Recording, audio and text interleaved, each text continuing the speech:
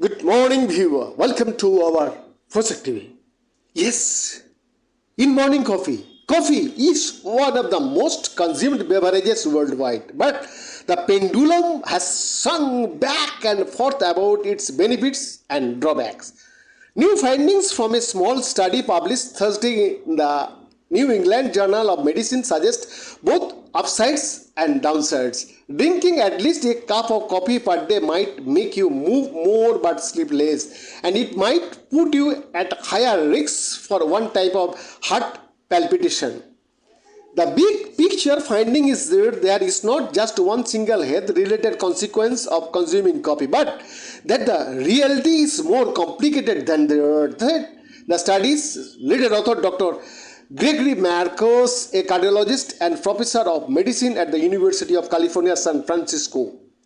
The great majority of research on the topic has been observational, meaning we just look and see at what happens to people who don't drink coffee, which is profoundly limited by the possibility that there may be some other characteristics that is driving whether someone happens to drink coffee, Marcus said. The only way to mitigate those potential effects was to conduct a randomized interventional trial. To get a better idea of coffee's immediate health effects, the author recruited 100 healthy adults who were age 39 on average and from the San Francisco area. They equipped the participants with Fitbits to track their steps and sleep, continuous blood glucose monitors and electrocardiogram devices that track their heart rhythms. Each participant was randomly assigned to drink as much coffee as they wanted for 2 days, then abstain for 2 days, repeating that cycle over a 2-week period. On coffee drinking days, participants got an average of 1058 more steps than they did not abstention days. The authors found, but on those days, sleep took a hit, with participants getting 36 fewer minutes of sati. The more coffee they drank, the more physical activity and the less sleep they got. Coffee seemed to affect the heart. Two researchers found no evidence of a significant relationships between coffee consumption and premature arterial contraction, which are very common early heartbeats that we all experience arising from the top chambers of the heart. Marcus said, they can feel like a flutter or skipped beat in your chest. People with more premature arterial contraction are at higher risk of developing a very clinically significant heart rhythm disturbance called atrial fibrillation, he added. But drinking more than 1 cup per day resulted in about a 50% higher incidence of premature ventricular contraction or PVCs compared with days of no coffee intake.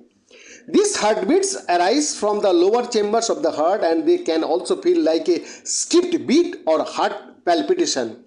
So this provides more compelling evidence that experimenting with coffee might be worthwhile in those individuals who experience bothersome palpitation related to PCVs, Marcus said. There is also evidence that in some people, more PVCs can lead to a weakening of the heart or heart failure, Marcus added. So it may be that if someone is especially concerned about risks of heart failure, such as they have a family history of it, or there is some other indication that their physician tells them makes them at risk, they may want to steer clear of coffee.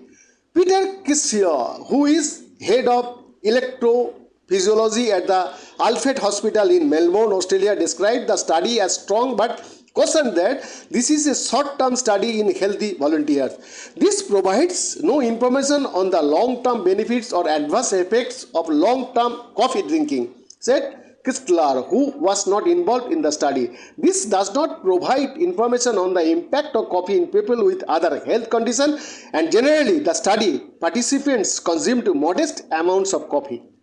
When people drink coffee, they might have more motivation to exercise or have enhanced performance once they start moving, Marcus said.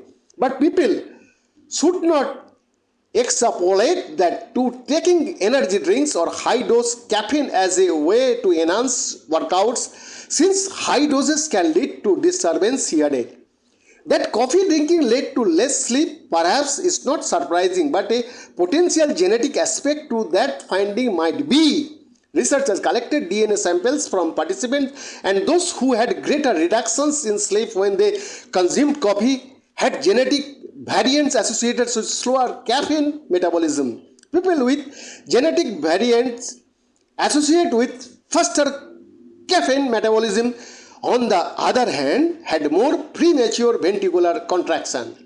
These findings suggest that an individualized approach to coffee consumption might be the most appropriate methods for determining effects on health according to the study.